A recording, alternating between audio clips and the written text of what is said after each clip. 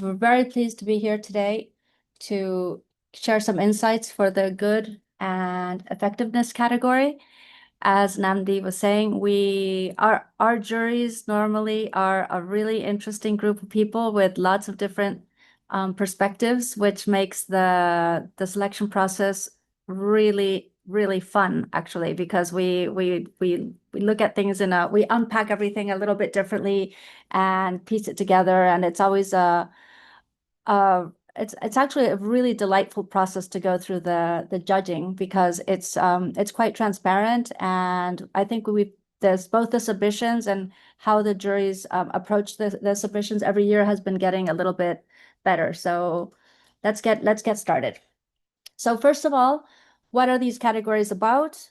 For those of you that are submitting proposals, as you know, a lot of the submissions, like the body of creative work doesn't always fit in a specific category. So there's a lot of overlap.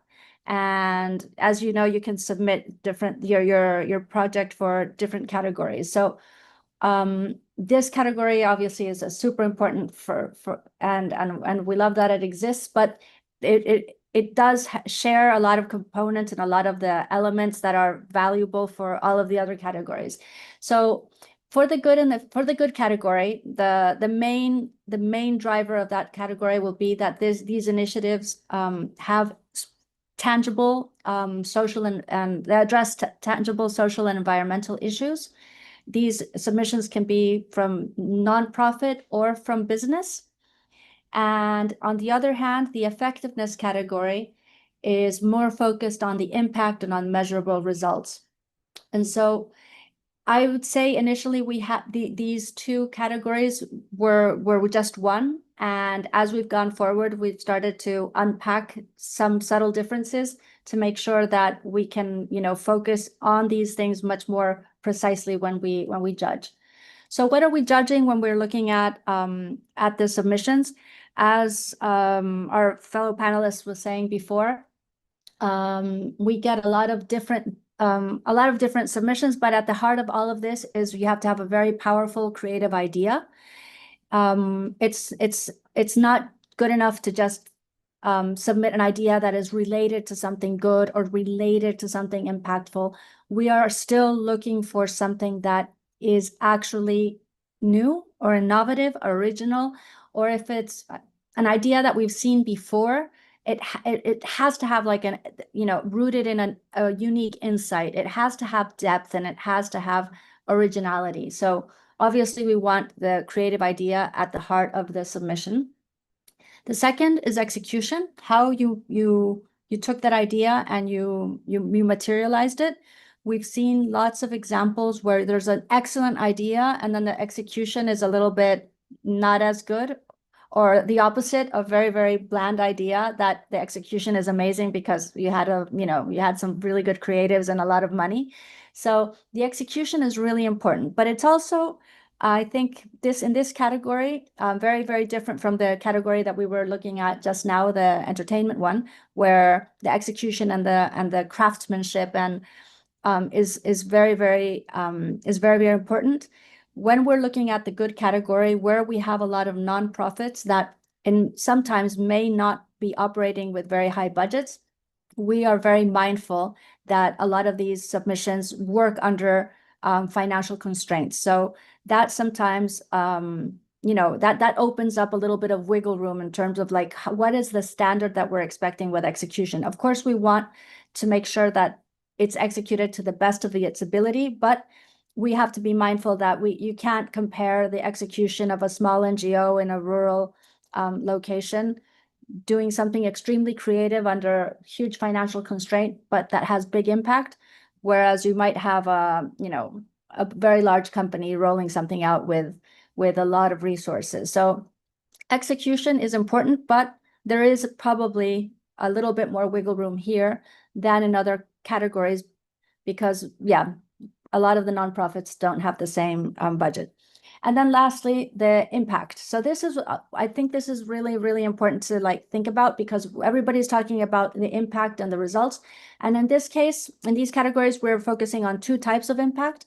For the good category, it's impact, tangible impact on society or on the environment, on culture, and on the effectiveness category, on how we get business success, how this campaign was successful for that business.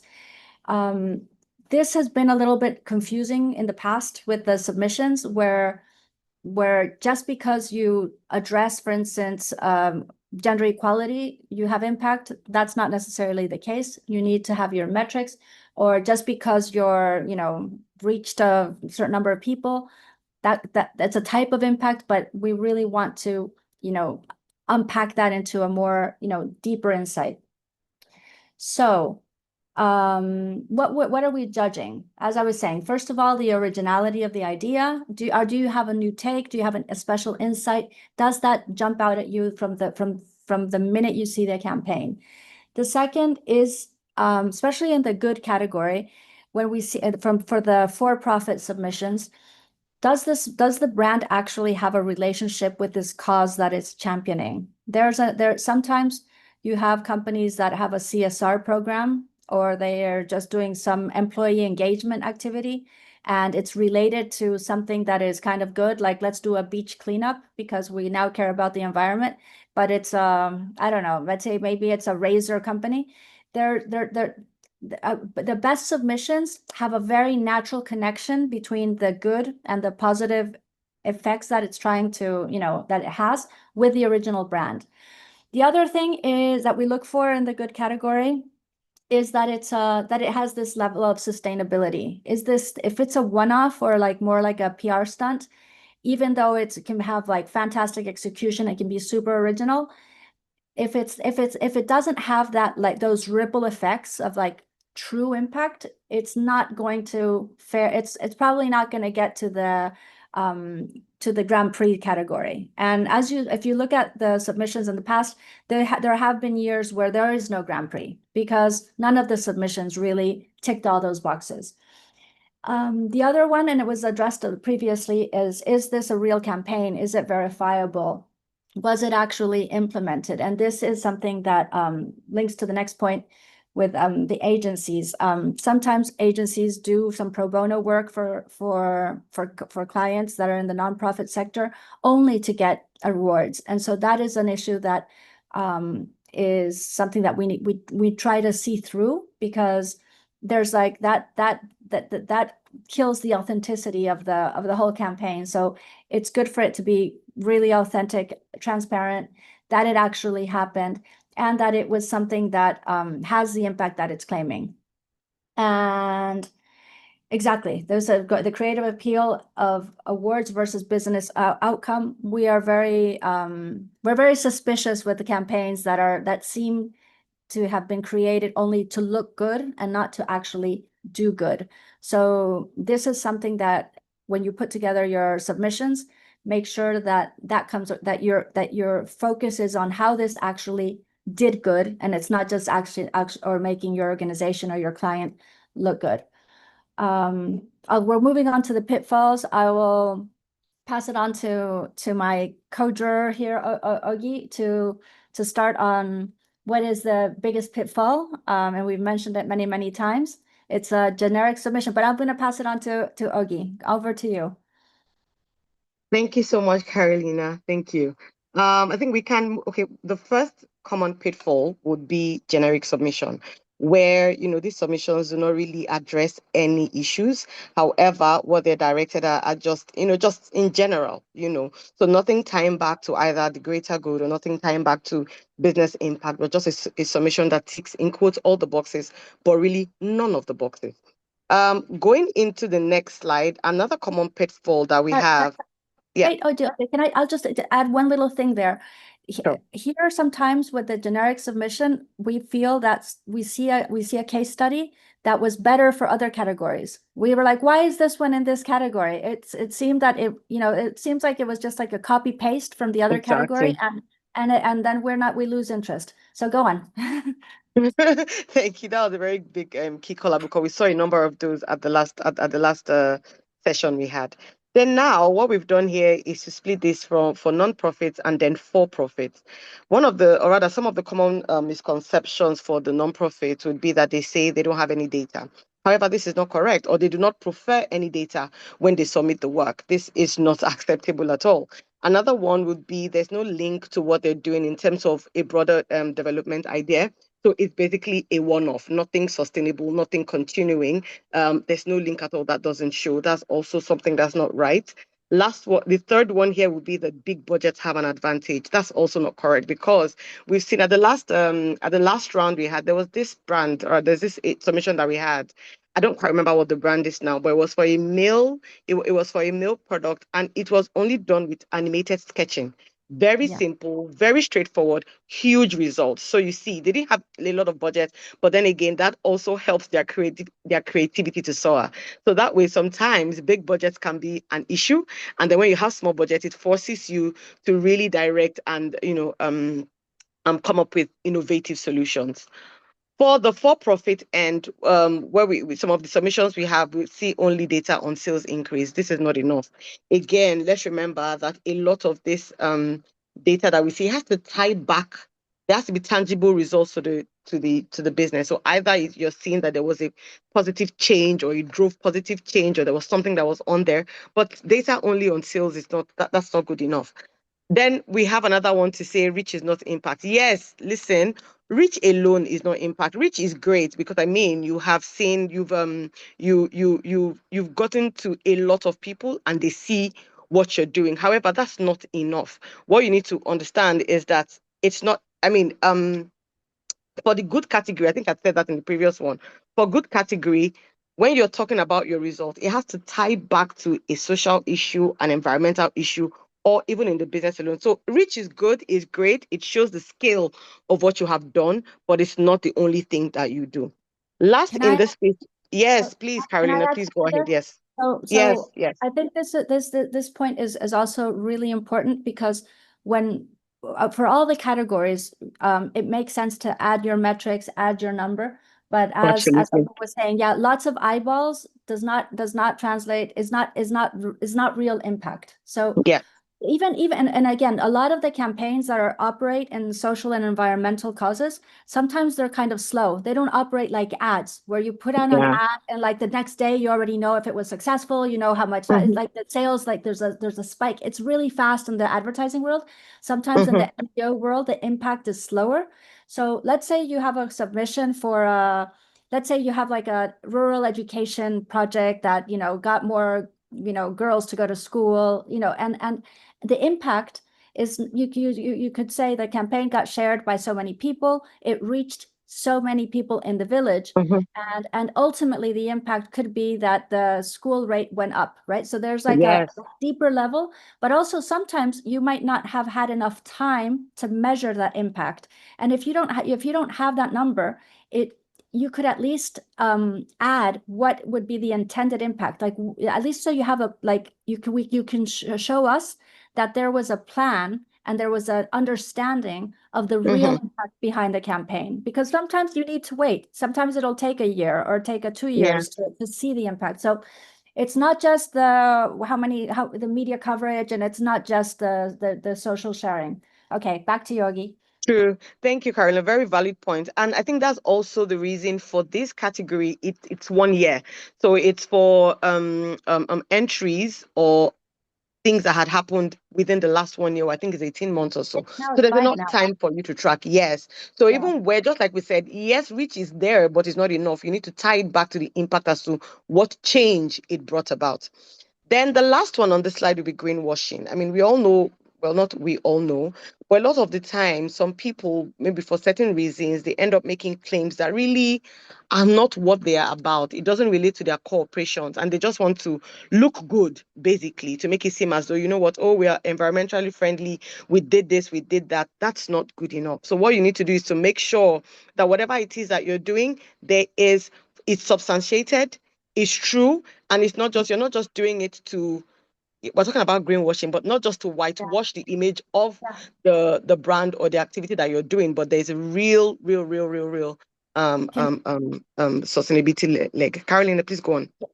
So yeah, I think we should have put greenwashing, pinkwashing, whitewashing, all of those go there. But one of the things that is also a misconception, I think, on that we get sometimes from the business, the for-profit submissions, is, for example, you have an amazing campaign that would be perfect for one of the other categories. Let's say it's in the entertainment or craft or culture, or let's say the campaign ticks those boxes. But when they organized an event, they decided to use they used recycle, like, I don't know, paper cups that are, recycled, made out of recycled material. They add some random sustainability thing that has nothing to do with the actual campaign, or nothing to do with what the campaign is aiming to achieve.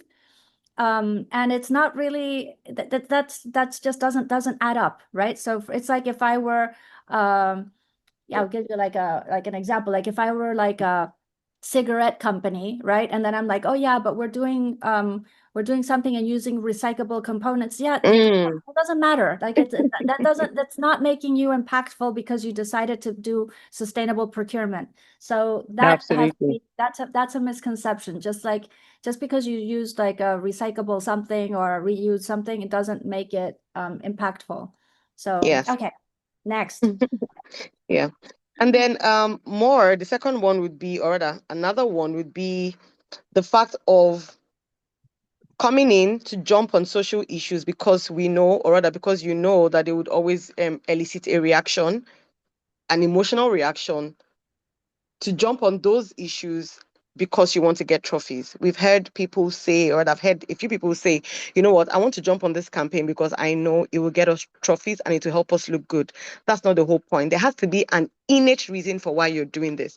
It's not about you wanting to get an award. It's not about you wanting to, be seen in quotes as coming into to have a key purpose. If you can't find, if there's no purpose, there's no point entering this category at all. So you come in to, just jump on social issues, maybe girl child education, maybe domestic violence, racial discrimination, all of that, because you know that this kind of issues will elicit a reaction, and then you come in because you want, you want to get a trophy from it.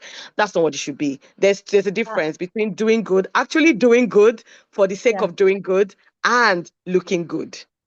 Exactly. I wanted to add, like, for example, and I don't have any particular submission from the past in my head, but just to give you an example, let's say a company decides to do something for International Women's Day, and they do a little campaign around International Women's Day. Everybody does it. So what? So what? Just because you also decided to rally around International Women's Day and you decided to do a training exercise, or you decided to open your doors to invite kids to your office, that's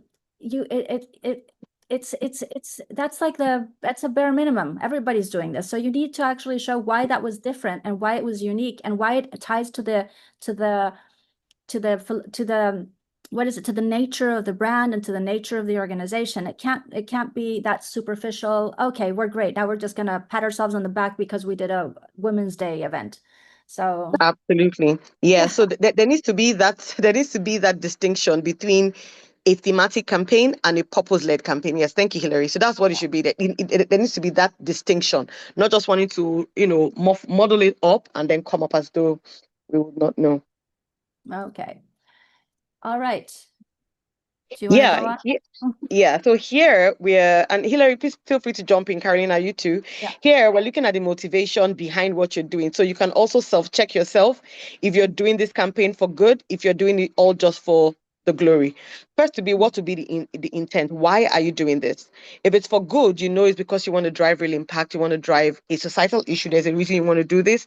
If it's for glory, it's because you want to win awards. Winning awards is great. I mean, it helps you. It's almost like an affirmation that you're doing good work, but that should not be the primary reason for why you're doing this. The next would be relationship with the cause. what is your relationship with this? Is it very superficial, or is there real is there an insight as to why you're doing this? It has to be deep and sustained. If it's for glory, it's going to be quite opportunistic. And I mean, you have to tell yourself the truth. You have to listen to that still small voice that tells you, listen, this is really not, I mean, that we don't have any deep relationship with what we're doing, and we're just doing this for the glory. Next to be post-award live. I think it was one of the other jurors who was speaking about it in the, I think about 30 minutes ago. I don't remember which one. It was entertainment or so, that was talking about after the award, what happens? What happens to this cause? Does it continue to evolve? Is it sustainable, or is it sustained? Or does it just disappear after a season? So that's how you also know that split. Next, the last one here is about authenticity. Are you putting in long-term investment? Is there something you're going to put in there? Or is it a fantastic concept and then you're just executing it, and you're lowballing, really, executing just the way it is, then you know it's for glory. Hillary, do you want to add anything? Oh, all right. Okay. Okay. Shall we just go on? Okay, so we'll Yes, move on yes. to what makes a winner. So obviously we went through like that great creative idea, the execution, and the impact. But the solid submission is a combination that we've seen a little bit with in the previous sessions, where you need to put together a great that great, what do you have it with a board, right? The project, the case board that tells the story and that tells the complete story. So one of the very important things here is to provide the proper context. Often when we're looking at some of these cases, we don't have the background, especially when you're trying to deal with a complex societal or cultural issue. It's really important for you to provide the context and the insight and build it up. I mean, most of you are fantastic storytellers. I mean, I would expect all the agencies to just be able to do this with their eyes closed. And I understand that sometimes it's you don't have enough time, but make the effort to make sure that the image or the paper, the images that you submit manage to tell the story. And when you tell your impact metrics, because for every category where you're submitting, you will be providing metrics, make sure that these also come with certain reference points. I mean, we're getting submissions from all across the continent, and they're very different realities.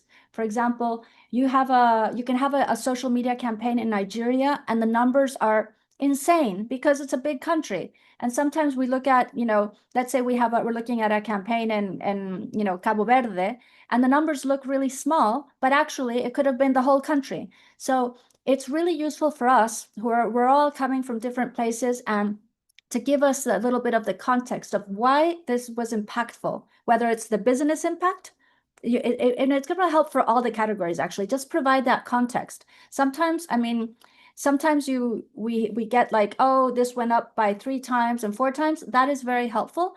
But if you're putting the absolute numbers, if you say, okay, this reached 30,000 people, what does that 30,000 mean? Was that 30,000 a big or a small number? Sometimes it's hard to tell. So, I mean, remember to just include context so we can understand the submission more deeply.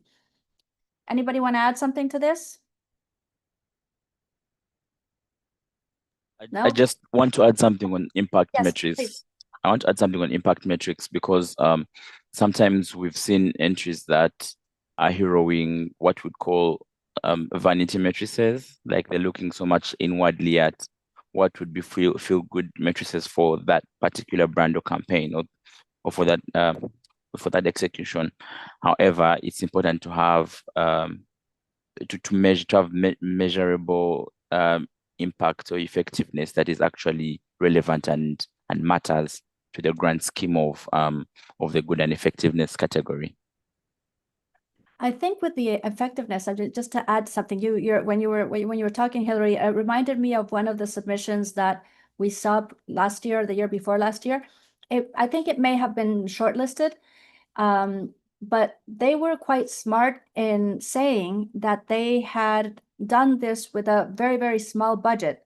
So it gives us also an immediate context and a metric of, oh my gosh, they achieved so much with like $600. So sometimes it's really useful to add this, these data points for us to be able to have a reference points so we can assess more deeply. Okay. Over on to some winning examples. Let's start with this one. Who wants to discuss this one? Augie, or shall I just go? No, Please go go for ahead, it, Carol. Carol. Okay, so this one actually won Grand Prix, which is rare. I would say it's not we don't often have Grand Prix in the good category. But this was a fantastic submission. It had a very clear board, a very clear one pager that gave us a clear background, what was the solution about, and it also provided the key metrics with their impact. The video that I mean, they've also sprinkled it with, quotes from, campaigns from the media. And the video was also very well done. It followed all the good advice that we got from the other jurors. It was short, it was to the point, it told the story. And it really showed, like, I remember at the beginning when we started looking at this, we felt like, oh, is this like gimmicky? There's this, like, it's a watch. It looks like a little bit, like maybe it's like a one-off because it's that like novelty feature might be like a distraction.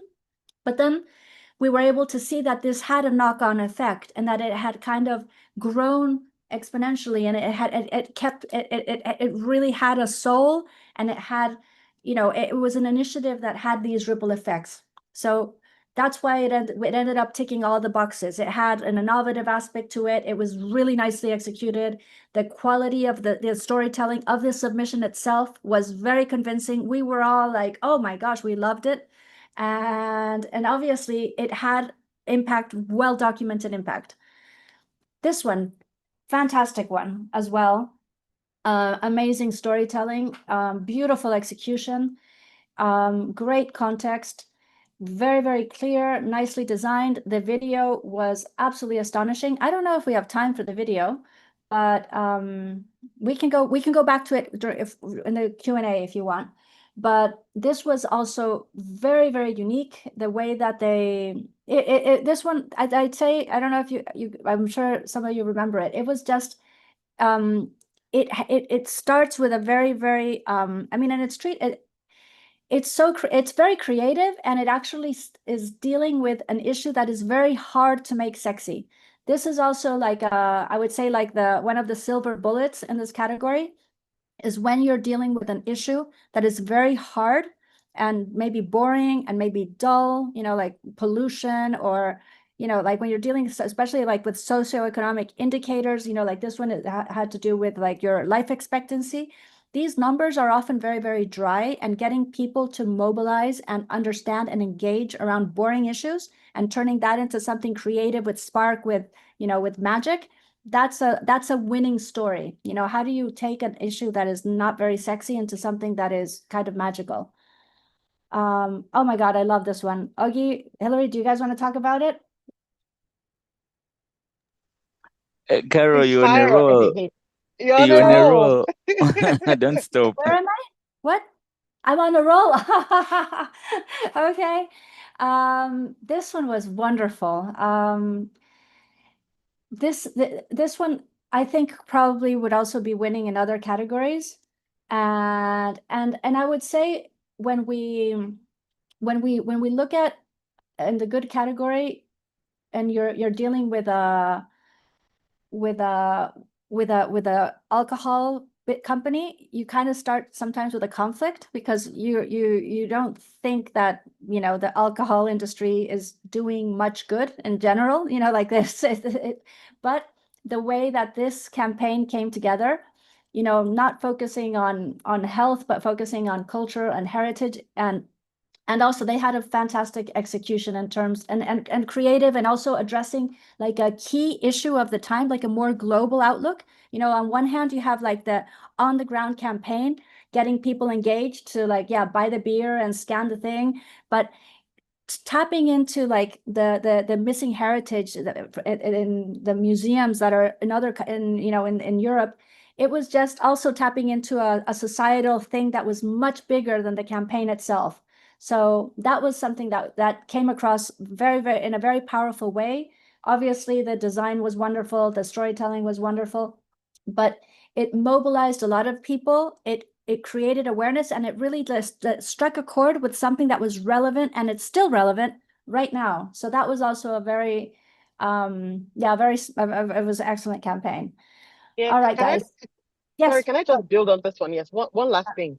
Look at the bottom. Beyond all of the rich metrics and all of the fantastic numbers, it drove actual change. 72 artifacts were indeed returned.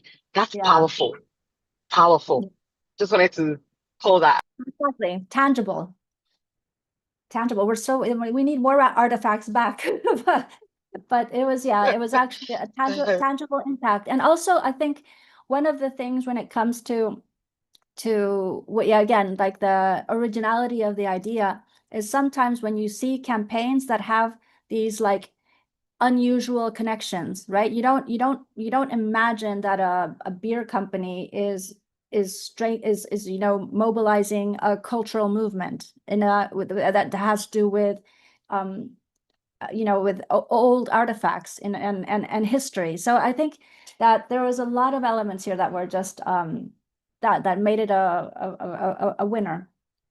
And the video was great. And yeah, I guess and obviously they had a pretty solid budget to do this. So that probably didn't hurt. Absolutely. It didn't hurt.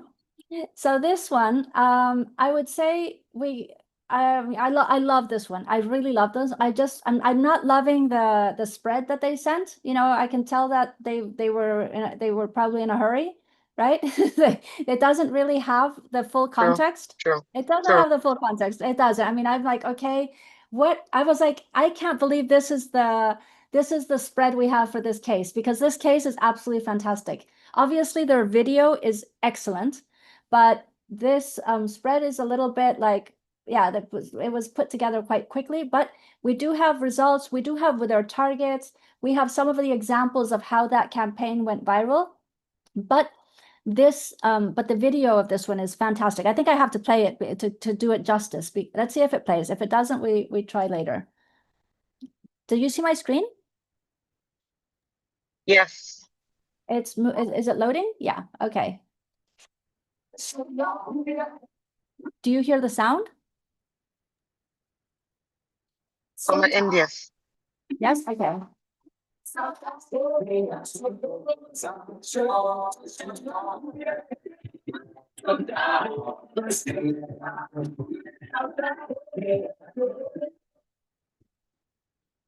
Africans are starving. About 12.8 million people in South Africa have gone to bed hungry this week alone.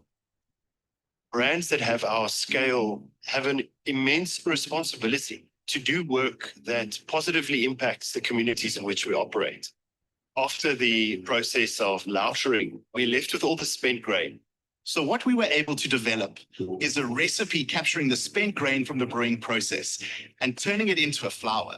We now know that the ingredients are of such a high quality that they can be repurposed for a food product like bread. Bread of the nation. Bread of the nation. Bread of the nation. Food has a direct impact on people's productivity.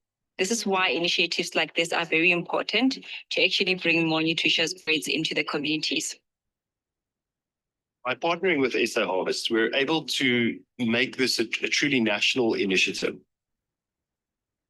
We are working together with breweries to stave off that feeling of hunger. So by leveraging their footprint and their existing feeding schemes, we can reach every corner of the country. In 2022, we delivered just over 20 million meals. I ate it and I was dancing and I was eating it. And so, this bread is so nice. I feel like this conversation is really going to get your attention. Very soon, the bread that you and I eat will be made from the byproducts of the ingredients used to make beer. Maduagwu, together with SA Harvest, launched their first of its kind bread of the nation. Bread of the nation. Bread of the nation. Bread of the nation. Bread of the nation. The answer as to why this type of initiative is important, I think is fairly obvious. All right. So you see that video is fantastic, and it tackles so many different things, right? It's the waste, repurposing waste from their manufacturing, so it's actually tied to the brand. They've taken on with that they created the bread that fights nutrition and hunger, and and also they're working in partnerships. This is something that's also important when you're working in this space. It's really positive to highlight the partnerships between different companies and maybe other more grassroots organizations to make sure that the impact is spread out. All right, next one. Anybody? Augie, Hillary, do you want to take this one?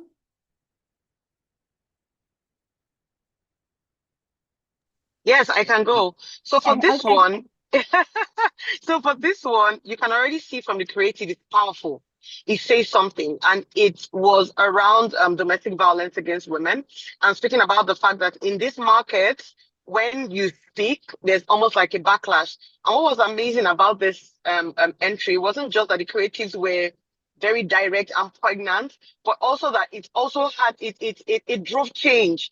I believe what they had said was, but then it's not the change that you would expect normally, because what they said was, I believe they said domestic violence or something had increased or had slowed down or something. There was something that wasn't quite usual with the results, but then again there was change. Yeah. You know the result with this campaign, because this campaign, what happened was that the women started reporting the incidents to the police. Yes. It's a big spike in police reports, and that was a really interesting metric because absolutely, if this campaign had just been like, okay, it's impactful, it has a very powerful visuals, it's addressing an issue that it was really relevant to society. It's nice. It's okay. And so what? Like what happened? The fact that more women stepped up and the police said that after the campaign, they got a spike in women making reports was a great, it was a great outcome. So it was great. So another thing that I've personally found very powerful about this campaign was the time in which the impact was created. I think the impact, the timing of the impact was also something that made it really special. To do behavior change in a time period that short was really powerful.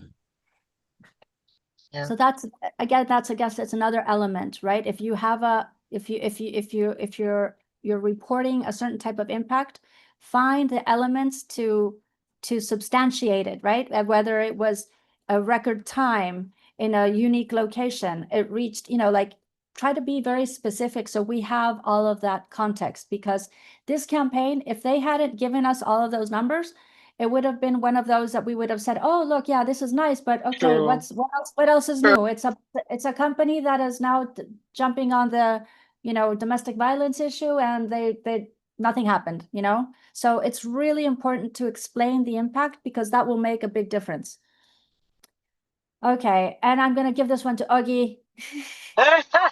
Thank you. This was my favorite across board. And if I remember correctly, it won awards even beyond our category to another category again. And let me tell you something that was very special about this category, about this entry.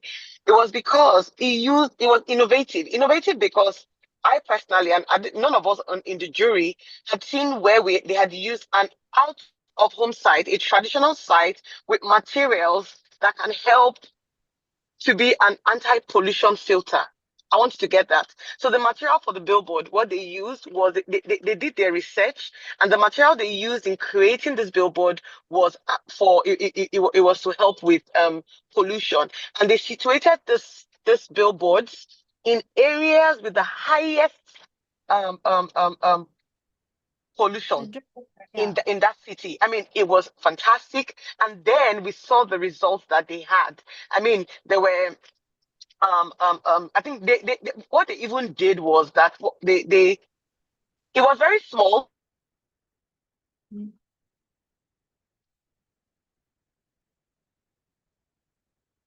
Wait, you broke up. Also, going back to that was very.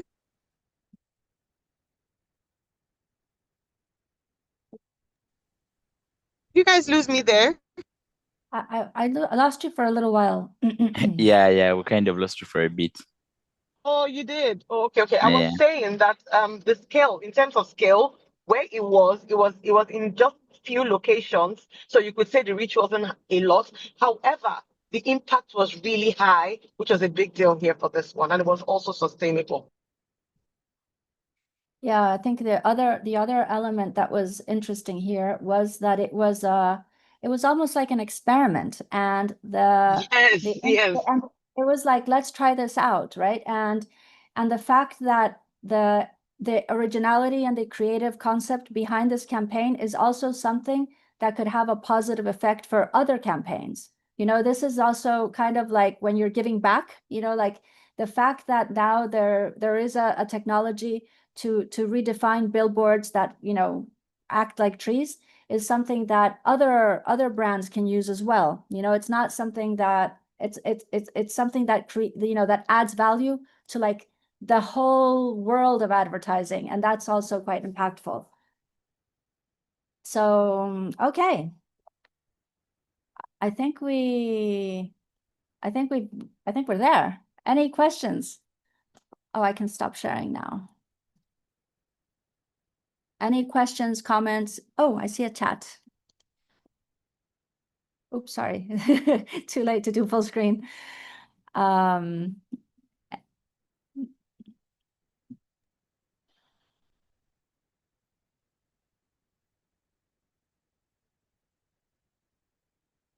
All right, thank you, Hilary, Oge, and Carolina. That was a very powerful and interesting presentation. I was just thinking about what you said about motivation. And I just wanted to ask, if your motivation is to win, and then you go back to do a good work, because some people are motivated by retro planning, for instance. Some people like to see the glory before they even start. So you might want to, first of all, see yourself on stage as a winner. Then you put back into your process and then do a very good work. Is there anything wrong with that? With winning just being the motivation, I think there's nothing wrong with it, but it at the end of the day, you know, I think in the long run, that's not going to pay off as much as if your deep motivation was purpose. You know, it's like if in anything in life, right? If you were like an entrepreneur and you're set out to make a difference and change people's lives or provide the best service, and your passion is and your purpose is to really make a difference, the chances are you will be successful, and your driver was that vision and that dream. If you're set up to like, you know what, I just want to be making money and be famous and rich, and that's, you know, you can maybe, you know, like try to chase that dream, but that dream is not as inspiring as a dream with true purpose. And I think that happens with this as well. You know, you can get the results, you can do good work, but it's not going to have the soul and the heart that the true submissions have, that were made, we know, not for the fame or the glory. They were made because they had a, you know, a real intention that was pure. I think that's. All right. Okay, that's great. Happy Sorry, to know that you can see through the Nnamdi, goal. can I just add something to that? Please go ahead. Yeah. Can I just add something to that? So yes, Carolina, very profound what you have just said. There's a lot of power in authenticity, and consumers, judges, everybody can smell through it. So it's important that there's deep-rooted purpose. However, in a situation where the intention is solely to win, it's also important, and I think Carolina mentioned this a bit earlier, is it's important to be honest about what your real intention is. So if you really want to win and that's what you want, don't pretend like, you know, your initiative is purpose led and yet your actual motivation is to win. It's okay and important to be honest, because it ties to authenticity. which really comes out for the consumer, for the beneficiary, and also all around through the campaign. Okay, thank you so much, Hilary.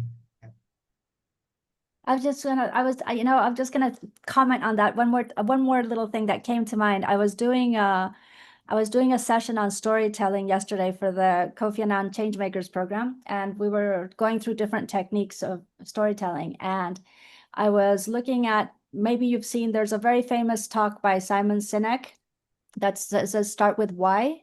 It's a fantastic TED talk where he talks about purpose and how you keep asking why, to dig deep, like, and he's doing this for, I'd say, like, for business leaders, right? So he's a great storyteller, but one of the examples that he gives there is that everybody knows who the Wright brothers are, the guys who did the plane. They're the ones who created the airplane that actually flew. And they were super poor. They were had like a garage. They were just, none of them had, finished school. Like, their whole team was just like fully inspired. And that vision was what drove the Wright brothers to end up actually creating a plane that flew. At the same time in history, there was a guy called Sam Piermont Langley, who was super rich, super well connected. He was like, he was working for the Smithsonian Institution. The New York Times was following him around. He was like a celebrity. He wanted to make a plane too, but he wanted to be rich and famous. And ultimately he failed, right? And nobody knows who he is today, but everybody knows who the Wright brothers are, because they started with that deep sense of purpose and why. So you can see it in all aspects of life and throughout history. So, not just to win the creative awards and putting together a campaign. I think it has to do with, even, again, everybody in the agencies that, when you put passion and purpose, it'll shine through. So, and as Hilary said, it authenticity is something we feel, like you smell it, we're animals. We can feel when something is actually, authentic, and that's attractive. That draws humans. So, okay, I'll stop talking. Yeah, thank you so much, Carolina. I think I agree with you. You will always know when people are genuine and when they are not. And it will always pay off at the end of the day when you do something to match a particular purpose that you have. Yeah. Thank you so much. And I do think there's nothing wrong in being ambitious and wanting to win prizes. I think it's fantastic that we have awards like the Pitcher Awards that recognize the, creative excellence, and it's dreams for all of us to win. I'd love to win more Pitcher Awards. I would love to. But we'd like to see more of your great ones. So please send them in. Yeah. I would love to win some more Pitcher Awards, but I never start a project thinking this one's going to be this one's going to be for Pitcher, and never That's ever different.